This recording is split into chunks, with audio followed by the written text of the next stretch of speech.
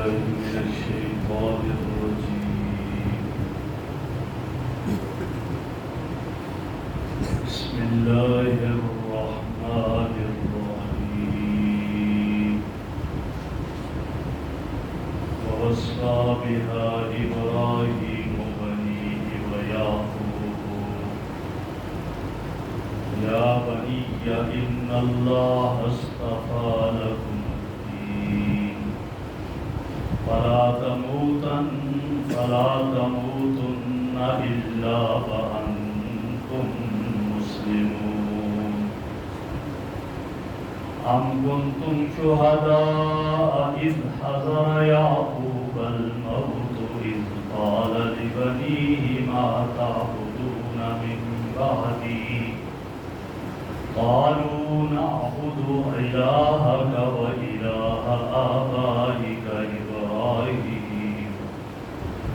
وإله آبائك إبراهيم وإسماعيل وإسحاق إلها واحدا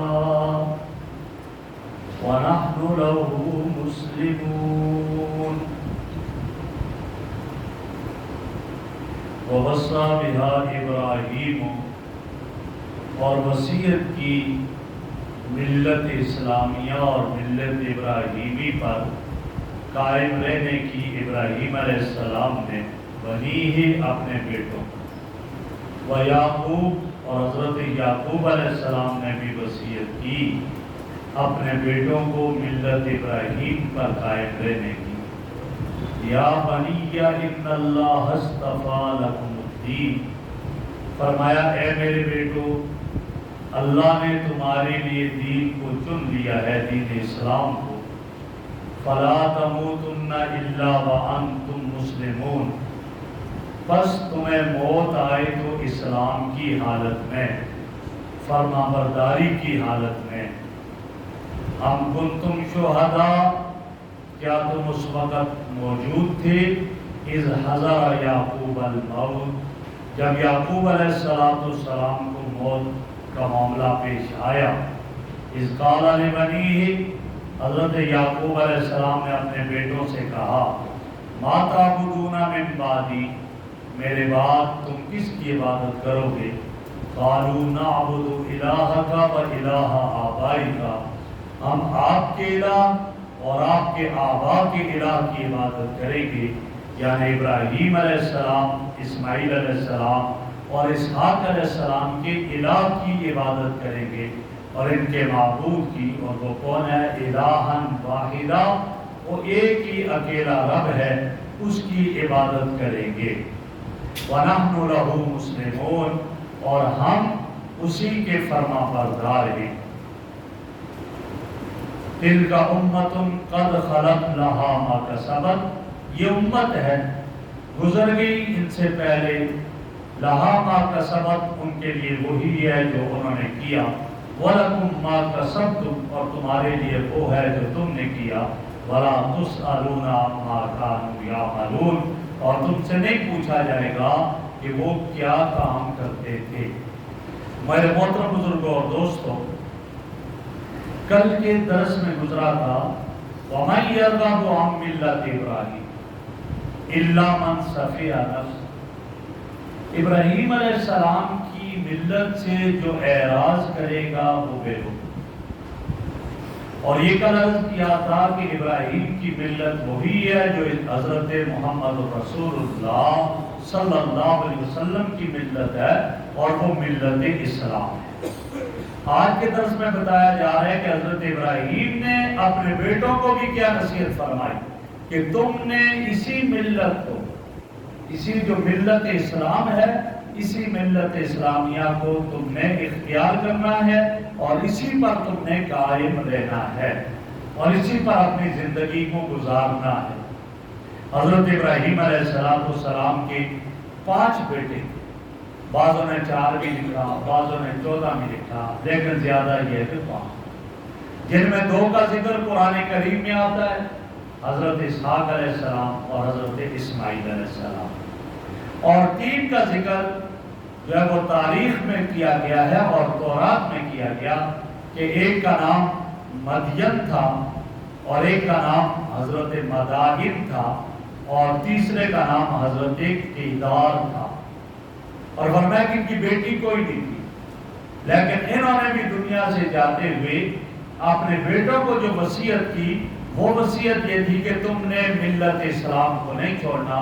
ملت اسلام پر قائم رہنا ہے۔ اور حضرت یعقوب علیہ السلام نے بھی اپنے بیٹوں کو یہ وصیت کی۔ حضرت یعقوب علیہ السلام یہ حضرت ابراہیم علیہ السلام کے پوتے تھے اور حضرت اسحاق علیہ السلام کے بیٹے تھے، اور حضرت ابراہیم علیہ السلام حضرت یعقوب علیہ السلام کے 12 بیٹے تھے اور ان کی بیٹی کوئی بھی نہیں، لیکن انہوں نے بھی کیا وصیت کی؟ یہی کہ میرے بیٹوں ملت ابراہیمی پر قائم رہنا ہے۔ اور کیا فرمایا؟ یا بنی ان اللہ اصطفیٰ لکم الدین، اللہ نے تمہارے لیے دین کا انتخاب کیا ہے، اللہ نے تمہارے لیے دین کو چنا ہے۔ جب دین اسلام تمہارے لیے چن لیا گیا اور انتخاب کر دیا گیا ہے تو اس کا تقاضا یہ ہے کہ دین پر رہو، اور اس طرح دین پر رہو کہ فلا تموتن الا وانتم مسلمون، جب بھی تمہیں موت آئے تو دین اسلام پر موت آئے، اس لیے کہ موت اختیاری چیز نہیں ہے، موت تو غیر اختیاری چیز ہے۔ کون اپنے اختیار سے مرنا چاہتا ہے؟ پتہ ہی نہیں چلتا ہے، موت آ جاتی ہے چلتے پھرتے، بات کرتے کرتے، نماز میں گیا، سجدے میں گیا، موت آ گئی، ادھر بارات تیار ہے اور دولہا تیار ہوا اور پتہ چلا جی انتقال ہو گیا۔ یہ غیر اختیاری چیز ہے۔ تو معنی یہ تھا کہ تمہارا ہر وقت جو ہے وہ دین اسلام میں رہے، 24 گھنٹے کی زندگی تمہاری دین اسلام پر قائم رہے، اور جب تم دین پر قائم رہو گے تو ان لمحات کو بھی دین پر رکھو گے، جب تمہاری موت آئے تو کس میں آئے؟ اسلام کی حالت میں آئے۔ ورنہ یہ مطلب نہیں ہے کہ تم نے نہیں مرنا مگر اسلام کی حالت میں مرنا ہے، بھائی اپنی موت تو اختیار میں نہیں ہے، تو مطلب یہ ہوا کہ تم ایسے دین پر رہو گے، ہر لمحہ تمہارا دین پر رہے کہ دین سے کبھی غافل نہ رہو، دین اسلام سے کبھی دور نہ ہٹو، غفلت اختیار نہ کرو کہ جب بھی تمہیں یہ موت آئے تو اسلام کی حالت میں آئے۔ یہ میں بتایا گیا، اور اس طرح زندگی بسر کرو۔ پہلے جو لوگ تھے وہ یہی وصیتیں کرتے تھے، اسلام پر قائم رہو، اعمال اچھے کرو، آخرت کی فکر کرو، اور اسی طرح اپنے ارادے کو درست کرو۔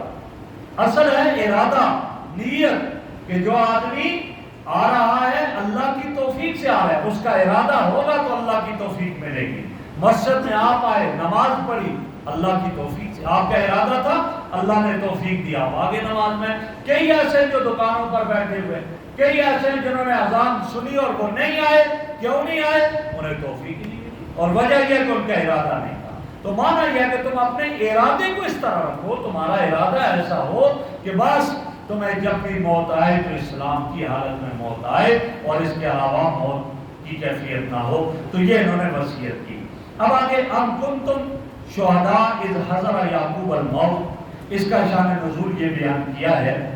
کہ یہودی وہ یہ کہنے لگے نبی اکرم صلی اللہ علیہ وسلم سے کہ جی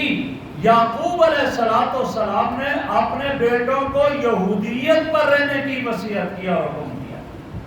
جب حضرت یعقوب علیہ السلام دنیا سے جا رہے تھے اور اپنے بیٹوں کو بلایا اور ان کو جمع کیا اور ان کو یہ وصیت کیا کہ تم نے یہودیت پر رہنا ہے، لہذا ان کی وصیت ہے۔